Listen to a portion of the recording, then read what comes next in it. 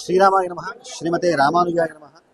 రామాయణంలో కనిపించేటువంటి పాత్రల్లో చాలా చిన్న పాత్ర అయినప్పటికీ కూడా ఘనమైనటువంటి కీర్తిని ఆర్జించుకున్నటువంటి పాత్ర మనకి శబరి పాత్ర.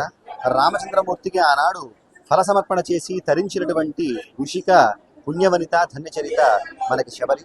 అటువంటి శబరిని సంస్మరణార్థముగా మనకి భద్రాచల దేవస్థానం వారు గత 12 సంవత్సరాలుగా శోభాయాత్రను నిర్వహించడం జరుగుతుంది. శబరి స్మృతి యాత్ర పేరిట ఈ యాత్రలో గిరిజన భక్తులు ఎవరైతే ఉన్నారో ప్రధానంగా వారందరినీ కూడా భాగస్వామ్యం చేయడం ప్రధాన లక్ష్యంగా స్వీకరించి ఇతరత్రా ప్రాంతాలలో ఉన్నటువంటి వారు భద్రాచలము అలాగే పరిసర సమీప ప్రాంతాలలో ఉన్నటువంటి గిరిజనులందరినీ కూడా ఈ కార్యక్రమంలో పాల్గొన చేస్తూ ఆ తర్వాత స్వామివారి యొక్క అనుగ్రహాన్ని వారికి చేరువ చేయాలనేటువంటి సత్సంకల్పంతో ఈ యాత్రను ప్రారంభించడం జరిగింది.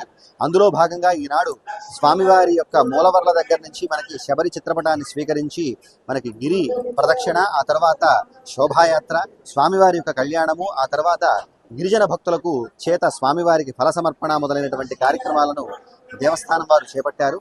ఆ కార్యక్రమాలన్నీ కూడా ఎంతో ఘనంగా నిర్వహించబడ్డాయి. ఈ కార్యక్రమంలో ఐటీడీఏ పిఓ గారు శ్రీమాన్ రాహుల్ గారు కూడా వారు భాగస్వాములు అవ్వడం చాలా విశేషము. అటువంటి కార్యక్రమం చాలా ఘనంగా నిర్వహించబడింది. అటువంటి కార్యక్రమాన్ని దర్శించినటువంటి భక్తులందరూ కూడా పులకించినట్టుగా తెలుస్తున్నది. జై శ్రీరామ్. జై శ్రీరామ్. భద్రాచలం శ్రీ సీతారామచంద్ర స్వామి దేవస్థానం వారి ఆధ్వర్యంలో మనం ఈరోజు శబరి స్మృతి యాత్రని విజయవంతంగా నిర్వహించుకోవడం జరిగింది.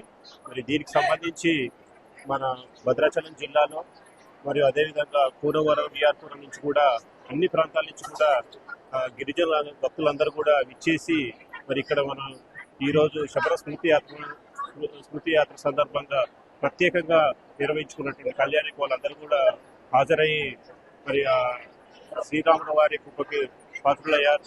మరి ఈ యొక్క కార్యక్రమంలో ఇంత పెద్ద ఎత్తున పాల్గొనడం గిరిజనులందరూ కూడా వాళ్ళందరూ కూడా అభినందనలు. మరి శ్రీరాముల వారి కృప వారిపై ఎలవేలా ఉండాలని కోరుకుంటూ నమస్కారం. జై శ్రీరామ్.